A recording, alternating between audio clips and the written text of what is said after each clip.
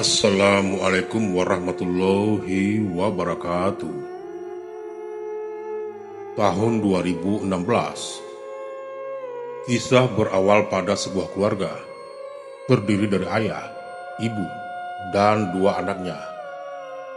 Ayahnya kita sebut saja Pak Ramli, ibunya Bu Mega. Sementara anak pertama kita sebut Alisa, dan anak kedua sebut saja Mesa. Alisa berusia 11 tahun, sedangkan Maisa berusia 9 tahun. Sejak Alisa dan Maisa kecil, keluarga mereka ini memang sering berpindah-pindah. Bukan karena bermasalah dengan tetangga, melainkan karena tuntutan pekerjaan Pak Ramli yang sering mengharuskan berpindah-pindah. Dan di tahun itu mereka terpaksa harus pindah lagi ke daerah Martapura, Kalimantan Selatan. Hari itu mereka berdiri menatap sebuah rumah yang berada di depan mereka. Rumah itu berada di pinggiran jalan kecil dan bersebelahan dengan perkebunan karet. Di sebelah perkebunan karet itu, barulah terdapat rumah lain. Sementara kita akan tinggal di sini untuk 2 tahun ke depan, ujar Pak Ramli. Sepi sekali di sini ya. Apa kita akan aman di sini? Tanya Alisa. Di sini cukup aman, walaupun terkesan sepi. Tapi posisi rumah kita ini dikelilingi oleh perkampungan, ujar Pak Ramli. Setelah beberapa saat mereka menunggu di depan rumah tersebut, seorang bapak-bapak pun muncul. Maaf Pak Ramli, saya terlambat. Tadi ada sedikit urusan yang mendadak, ucap bapak itu. Tidak masalah Pak, kami juga baru saja tiba.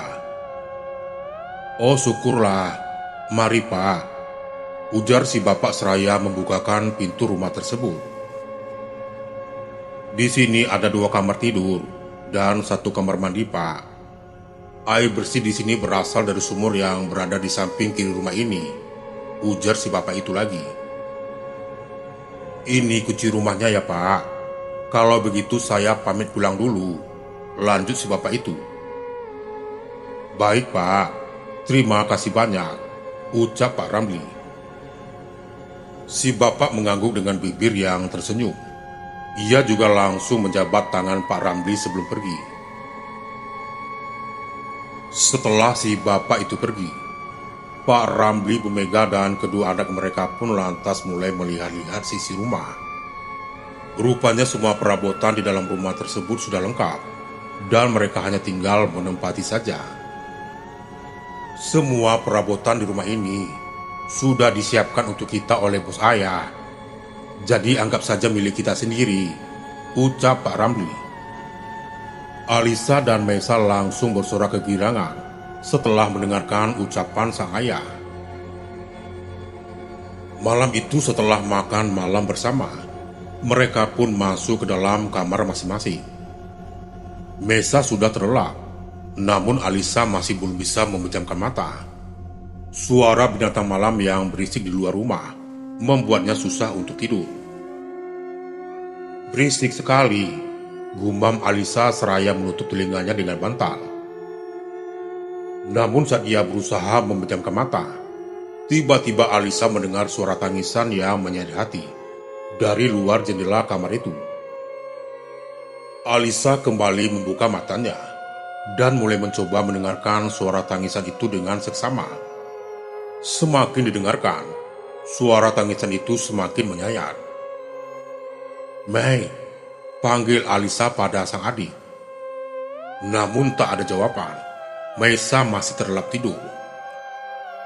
Akhirnya karena penasaran, Alisa pun lantas beranjak dari tempat tidurnya. Ia berjalan menuju ke jendela dan lantas mengintip keluar melalui celah jendela. Alisa tidak bisa melihat apapun. Di luar sana terlalu gelap, dan suara tangisan itu pun kemudian menghilang. Keesokan paginya setelah makan bersama. Ya, semalam aku tidak bisa tidur. Suara jangkriknya berisik, dan aku juga mendengar ada suara orang yang menangis di luar jendela, kata Alisa. Di sini kan dekat dengan kebun karet. Wajar saja kalau banyak suara jangkrik. Dan suara tangisan yang kamu dengar itu, ayah rasa itu juga suara hewan. Alisa mengangguk lalu kembali melanjutkan makannya. Hari ini ayah akan mengurus kepindahanmu ke sekolah yang baru. Tadi gurunya nelpon. Katanya ada beberapa hal yang kurang. Jadi ayah akan ke sana dulu, ujar ayahnya. Selesai mandi dan berpakaian, Alisa duduk-duduk santai di teras rumah. Sementara Meisa berada di dalam kamar sedang membaca buku cerita. Alisa melihat beberapa kendaraan bermotor berlalu lalang melewati jalan yang ada di depan rumah itu. Kalau pagi-pagi seperti ini, ternyata jalan di sana tidak terlalu sepi, karena banyak orang-orang yang hilir mudik berlalu lalang.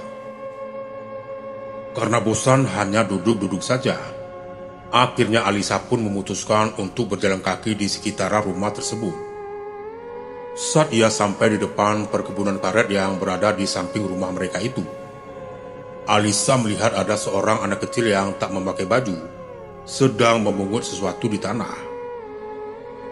Perlahan-lahan Alisa mendekatinya. Dan saat sudah tepat berada di dekat anak itu, Alisa langsung menyapanya. "Kamu tinggal di daerah sini ya?" tanya Alisa kepada anak itu. Si anak kecil menoleh, kemudian ia mengangguk. Lalu ia kembali melanjutkan aktivitasnya, memungut biji getah yang berada di tanah. Anak itu bertubuh kurus, kulitnya berwarna coklat gelap. Celana pendeknya pun sudah penuh dengan tambalan. "Buat apa biji getah itu?" tanya Alisa. "Untuk umpan pancing," katanya. "Nama kamu siapa ya?" tanya Alisa lagi. "Mahmud." "Aku Alisa. Kamu tidak sekolah?" Anak itu mengeleng. "Kenapa tidak sekolah?" Lagi-lagi anak itu mengeleng. Lalu ia berjalan menjauhi Alisa yang masih berdiri menatapnya. Setelah anak itu pergi, Alisa pun langsung keluar dari area perkebunan karet tersebut. Sesampainya di rumah, Alisa menceritakan pertemuannya dengan anak kecil bernama Mahmud itu kepada orang tuanya. "Kenapa tidak diajak ke rumah saja, Lis?" tanya ibunya. "Dia pergi begitu saja, Bu," kata Alisa. Seperti malam sebelumnya, malam itu lagi-lagi Alisa kesulitan untuk tidur akibat suara jangkrik dan serangga lain yang terus bersuara riuh di luar rumah. "Mai, kamu tidak terganggu sama suara jangkrik dan kumbang itu ya?" tanya Alisa. "Enggak kok, malah tidurku jadi nyenyak karena suara mereka itu," kata Meisa yang masih membaca buku sambil rebahan. "Temani aku pipis yuk," ujar Alisa.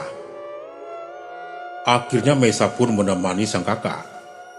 Kebetulan WC dan kamar mandi di rumah itu berdampingan dengan ruangan dapur. Jadi saat ingin ke WC atau ke kamar mandi, mereka lewat ruangan dapur dulu.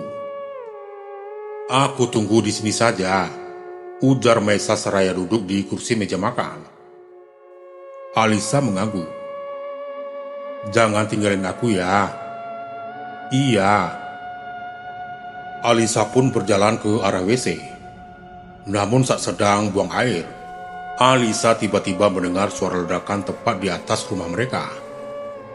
Suara itu mengkagetkan Alisa dan Meisa yang sedang menunggu. "Ayo cepatan," ujar Meisa berteriak. Alisa keluar dari WC dengan celana yang basah.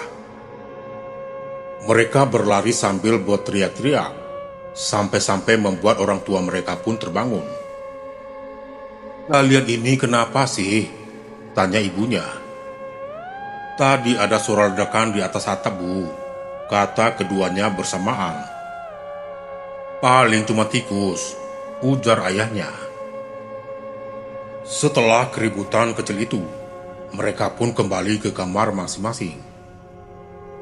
Keesokan sore harinya, Ibu dan ayah mereka pun pamit untuk pergi ke pasar untuk membeli sayur dan lauk untuk persediaan di rumah. Dan keduanya diminta untuk tetap tinggal menjaga rumah.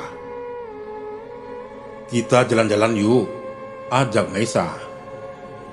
"Kemana?" "Ke kebun karet itu. Aku mau mencari biji karet buat mainan," ujar Maisa. Setelah mengunci pintu rumah, mereka pun pergi ke kebun karet samping rumah. Kebun karet itu bersih dan sepertinya masih dituri. Terlihat dari getah karet yang masih mengalir dari torehan pahat pada batang pohon itu. "Awas, Mai," ujar Alisa seraya menuju ke arah batu yang mirip batu nisan, tapi tak bernama itu, yang berada tepat selangkah dari Maisa berdiri. "Ini makam?" tanya Maisa sambil melihat-lihat batu tersebut. "Betul, itu makam sudah lama sekali. Mungkin itu makam sudah ada sejak zaman penjajahan dulu," ujar seseorang dari arah belakang mereka. Ketika mereka menoleh, terlihat seseorang laki-laki berusia 30 tahunan, berdiri dengan membawa pisau sadap di tangannya. Alisa langsung mundur. Ia memegang tangan Maisa. "Kalian anaknya Pak Ramli ya?" tanya orang itu sambil tersenyum. "Betul, Paman. Paman siapa ya?" "Paman orang asli sini."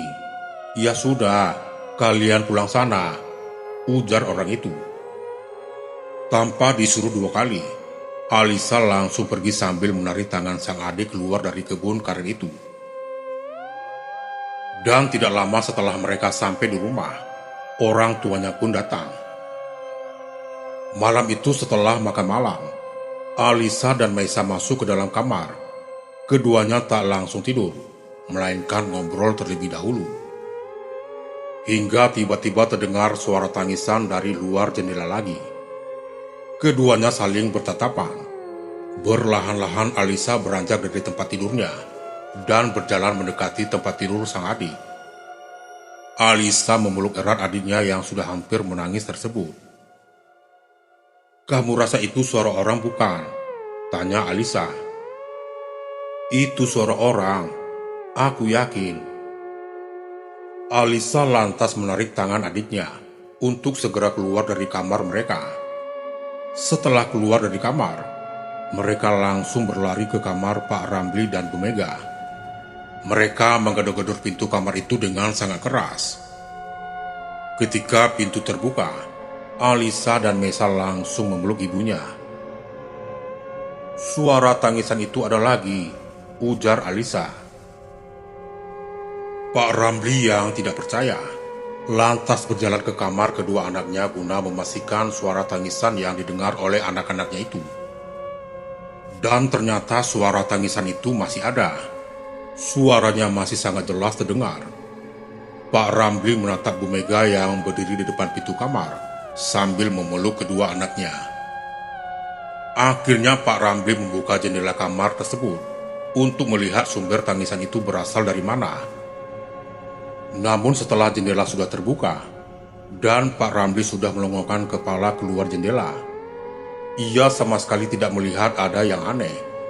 Padahal suara tangisan itu masih terdengar, bahkan suaranya semakin dekat.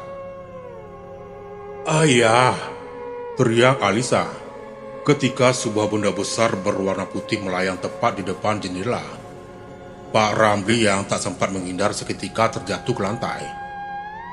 Alisa tidak melihat jelas benda apa yang melayang dan menyerang ayahnya tersebut, karena ia hanya melihat dari celah jari tangannya yang ia gunakan untuk menutupi wajahnya.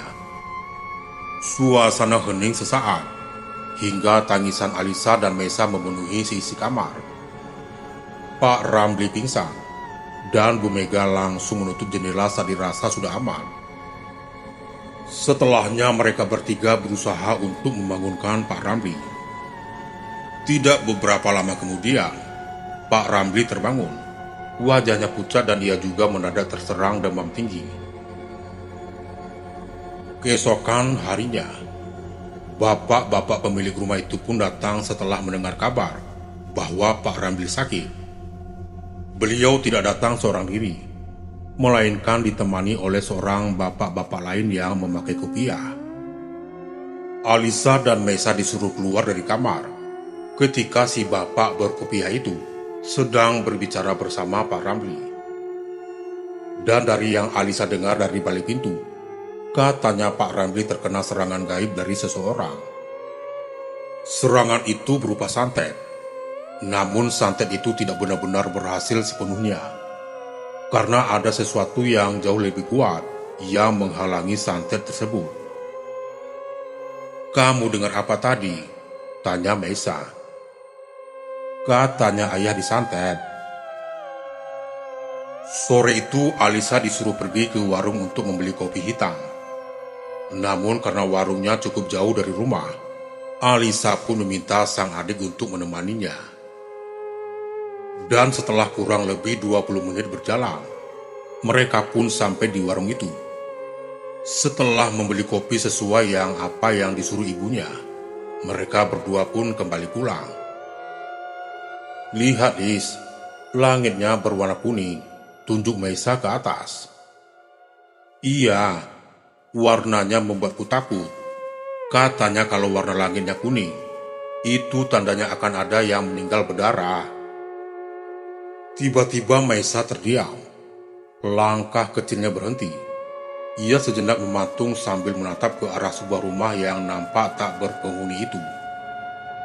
Melihat perubahan pada sang adik, Alisa pun kemudian ikut melihat ke arah rumah. Namun ia tidak melihat apa-apa. "Ada apa, Mai?" tanya Alisa seraya menguncangkan bahu adiknya. "Itu," tunjuk Meisa ke arah rumah kosong tersebut. "Memangnya ada apa di situ?" tanya Alisa seraya berbalik badan untuk melihat ke arah rumah yang Meisa tunjuk itu. "Astaga, apa itu pocong?" gumam Alisa saat matanya menangkap sosok penampakan berkafan jarik yang melayang-layang di teras rumah tersebut. "Ayo lari, Mai!" teriak Alisa seraya menarik tangan adiknya. Mereka terengah-engah berlarian. Dan ketika sampai di rumah, Bu Mega nampak terkejut melihat kedua anaknya yang seperti sedang dikejar orang jahat itu. "Bu, ada pocong, Bu. Ada pocong," ujar Alisa. "Tenang, Alisa. Coba tarik nafas dulu. Kamu bicara apa?" "Pocong. Tidak ada pocong." "Aku tidak bohong, Bu." Malam itu tak ada lagi suara tangisan yang terdengar. Mereka pun bisa tidur dengan tenang. Meski Alisa masih cukup terganggu dengan suara jangkrik, namun ia berusaha untuk membiasakan diri. Keesokan harinya, sekitar pukul 10 pagi, 3 orang laki-laki datang bertamu ke rumah mereka. Orang-orang itu merupakan rekan kerja Pak Ramli. Dan saat mereka hendak pulang, tak lupa mereka memberikan uang jajan untuk Alisa dan Meisa. Uang jajan yang teman-teman ayahnya berikan itu tidaklah sedikit. Masing-masing dari mereka mendapatkan 200.000 per orang. Tentu saja kedua kakak beradik tersebut sangat senang, dan mereka langsung pergi berbelanja ke warung dengan uang itu. Hari-hari berlalu. Pak Ramli sudah kembali sehat seperti sedia kala. Dan kedua anaknya pun kini sudah mulai masuk sekolah lagi. Alisa juga Meisa pun sudah melupakan tentang penampakan yang sempat mereka lihat beberapa waktu yang lalu. Penampakan sosok pocong berkafan jarik. Sore itu Alisa baru pulang dari rumah teman barunya. Ia keasikan bermain sampai lupa waktu. Dan mau tak mau, ia harus pulang saat sudah hampir waktu maghrib. Tiba-tiba langkah Alisa terhenti saat ia merasa ada sesuatu yang memperhatikannya dari area kebun karet. Alisa menggigit bibirnya. Jantungnya pun berdetak dengan kencang. Entah kenapa, Alisa merasakan dorongan kuat untuk melihat ke arah kebun karet. Dan ketika ia sudah melihat ke arah kebun karet tersebut, nafasnya semakin terengah-engah.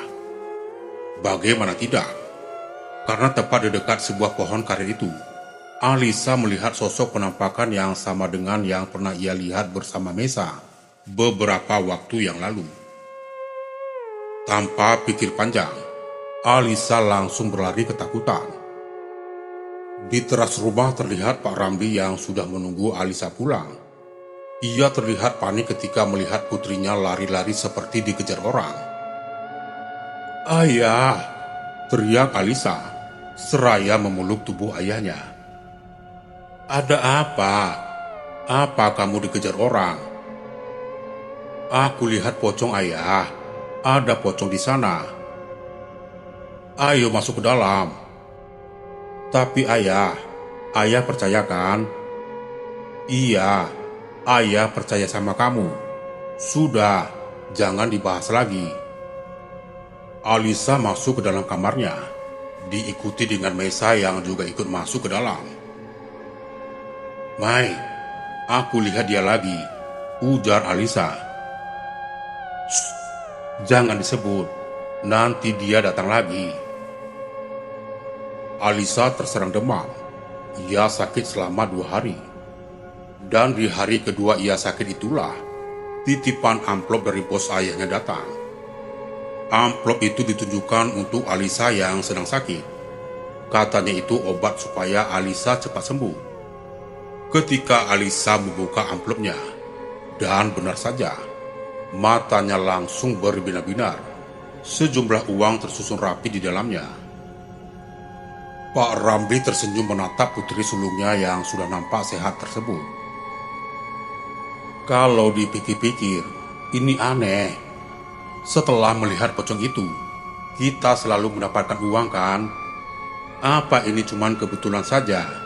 ujar Alisa. "Aku lebih penasaran dengan asal-usul pocong itu, Lis. Kenapa dia pakai kain dari?